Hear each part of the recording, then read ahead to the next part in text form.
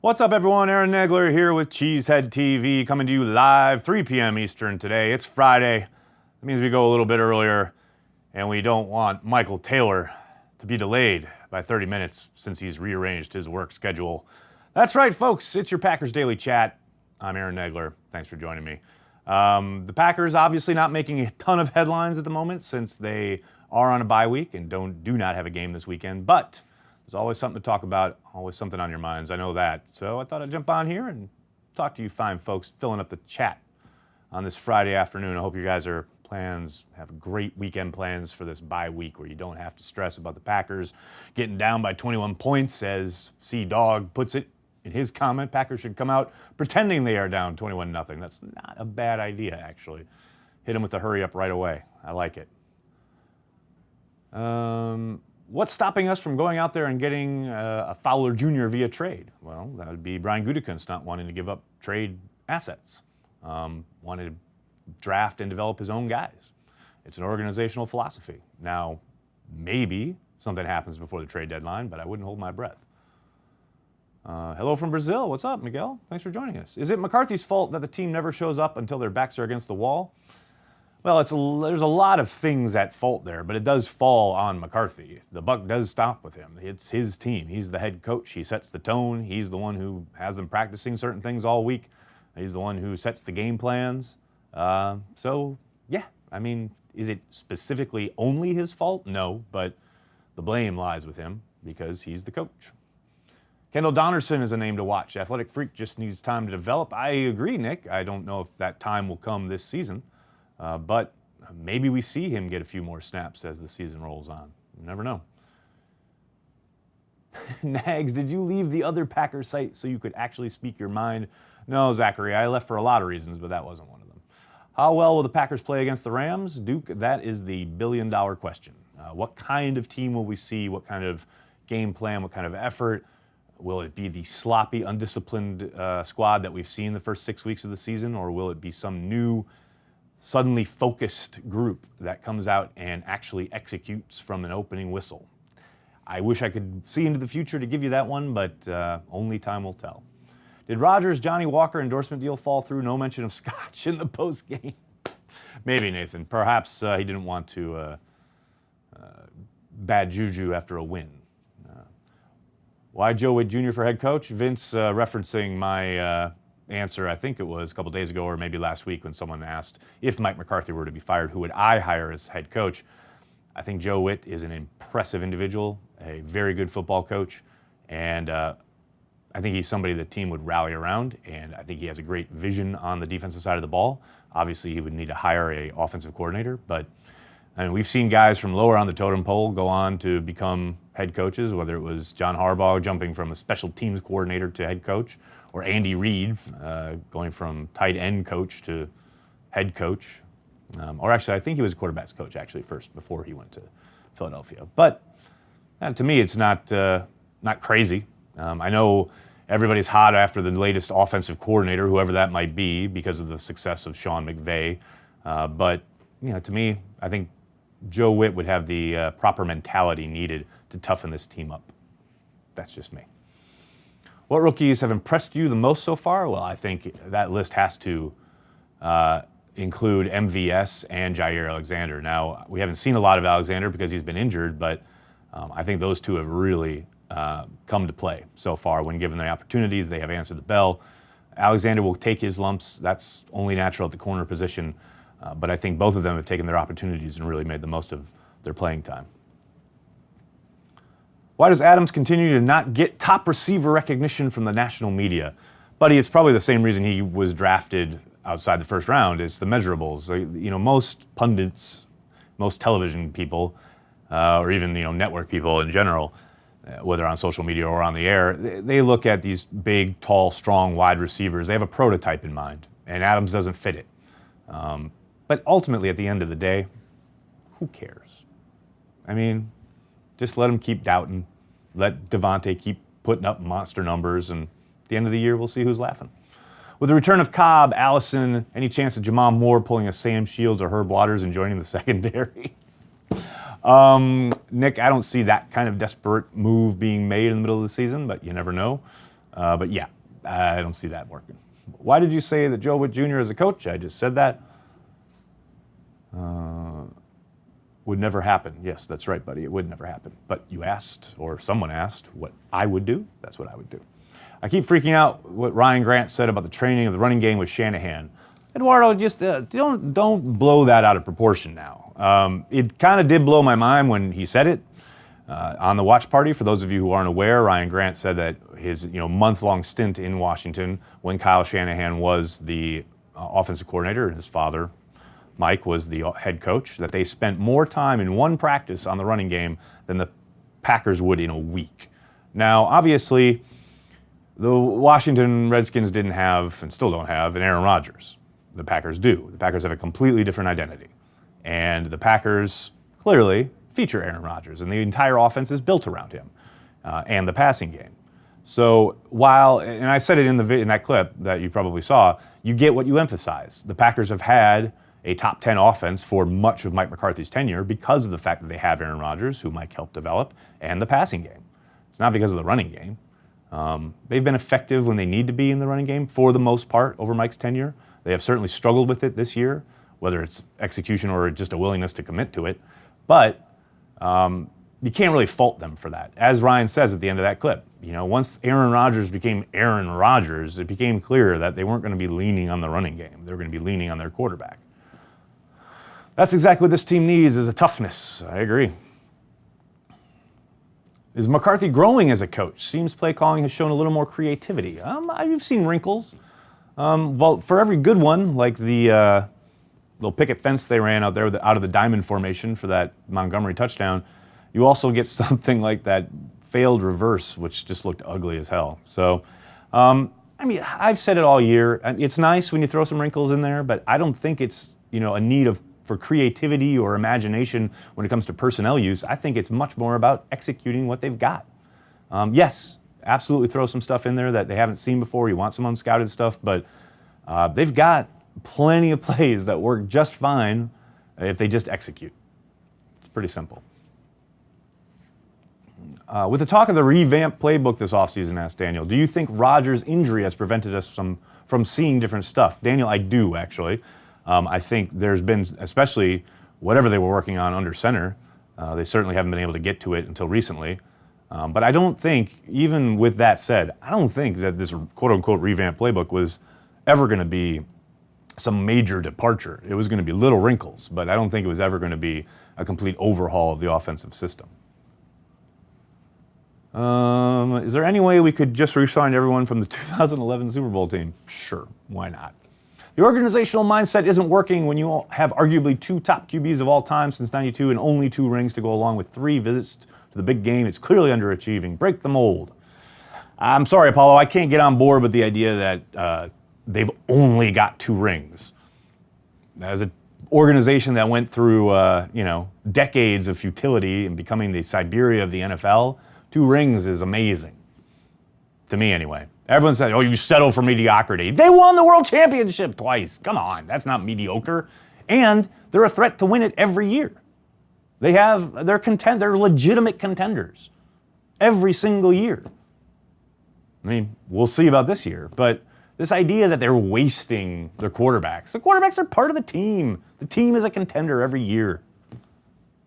I find all that kind of thinking ridiculous. How does the offense get back on track? Execute. Pick up the tempo, get to the short rhythm passing game, and commit to Aaron Jones. That's my prescription. Hi from Mexico, what's up? How do you not get tired of seeing that we are the kings of the screens? McCarthy has become predictable and his game is not innovative. I'm not entirely sure about all that being put together, but we are kings of the screens. I think they're pretty terrible in the screen game, unless you mean like the wide receiver screen. They run that a little bit. When does Kumaro come back? He might not. They can only bring 2 people off of injured reserve. And I know at the beginning of the year, it looked like he was a foregone conclusion to come back. But now that you've got MVS and EQ playing at such a high level, at least initially, I'm not so sure that that's going to be the automatic transaction that maybe we were assuming early on in the season. Now, they could bring him off IR after 8 weeks, which I believe either leading up to or just after the New England game. I can't remember which one it is, but it's around that time when he becomes eligible. Packers winning it all this year. Danny B throwing it down in the comments section. What kind of season saves McCarthy's job? Well, I think a deep playoff run. That's about it. I think if they stumble down the stretch and barely eke into the playoffs and lose in the first round, I think he'll probably get fired. That's total guesswork on my part. The only person who really knows the answer to that question is Mark Murphy. How is Bell and McCray holding up on the offensive line?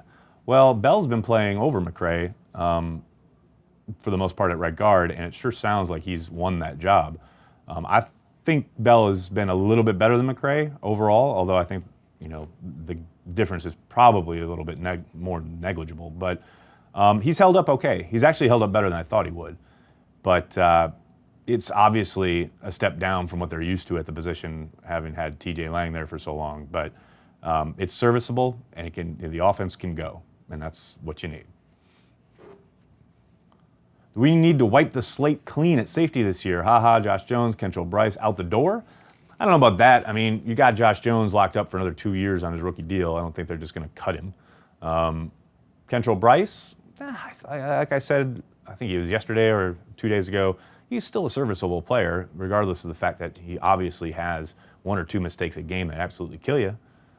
If he can clean those up, and he's still a young player, as Ryan Grant pointed out on the watch party on Sunday. So I don't think it's a complete, you have to wipe it clean. I do think you have to bring in competition and or improve the talent level. I don't think there's any doubt there. Now, whether that involves bringing Clinton-Dix back, I don't know. We'll see how he plays the second part of the season. Evaluation of Clay's current gameplay. Fading, obviously. He's still an athletic guy who probably offers a little bit more juice than anybody else on that on that defense, but you can't get to the quarterback with any kind of regularity anymore. And you saw, just the horrific effort on that play into the flat to Garcon on Monday night. There's too many plays like that he just basically takes off. And like I said, he's still athletic, and he still brings something to the table when it comes to disruption and wreaking havoc, so to speak, up front with some blocking schemes. But yeah, he's a shell of his former self. There's no doubt about that. Is Josh Jones a later-day Janis in Green Bay? Woo, that's an interesting comparison. In the sense that maybe, he is an athletic guy who I think we all assumed was going to contribute and just isn't so far, and is unable to get on the field. There's some similarities there, although Josh was obviously drafted much higher. Tremont to safety and fill his spot with Breeland. Nick, if this was Madden, that would be great. But, I don't think it's as easy as that. Breeland, we don't even know if he's 100% healthy yet after hurting his hamstring a couple weeks ago, although maybe he is, but Packers won't say until next Wednesday. But yeah, I just don't know. I know Tremont did play safety in a pinch there in Cleveland, but it's not his natural position. He certainly hasn't practiced it all year, so it seems like a big jump to me. But hey, maybe they get desperate. We'll see. When is Clay's contract over? This year, Matt. This is his last year. And he mentioned a little while, I think it was this summer, that they had kind of reached out to the Packers initially, but now the word is that all talks have broken off, and they are not talking whatsoever during the season. Clay better suited at inside linebacker? 100%. I think so. Problem is then you're putting Reggie Gilbert and Kyler Fackrell out there much more regularly, and and as much as we are all excited about their young prospects, that's a drop-off from Clay Matthews.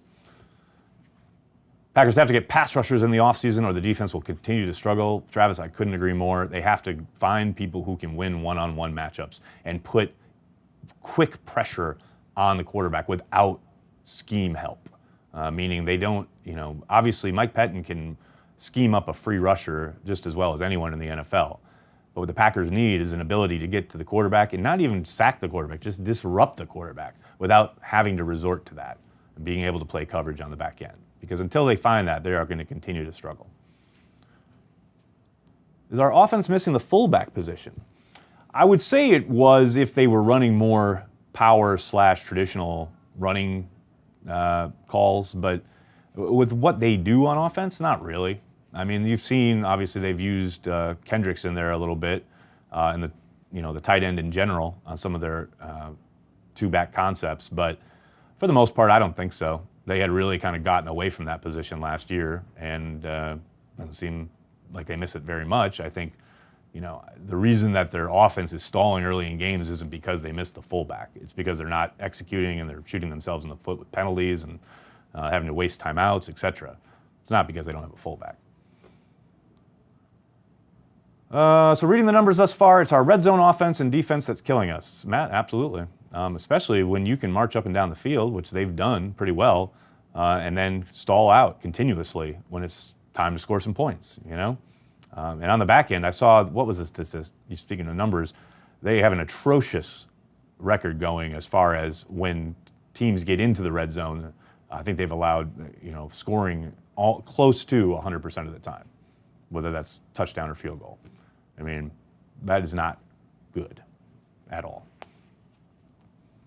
Is there a chance the Packers could get Nick Bosa during the next draft? I mean, I know the Packers' season does not feel great at this moment, but Nick Bosa is most likely going to go first overall.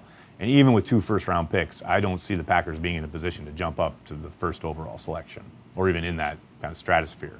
But who knows? I mean, everything, now that Bosa's not coming back to play college, maybe during the draft process he drops a little bit. Maybe there are character questions or whatever. I don't know. I'm just throwing stuff at the wall that could be a reason that he might drop.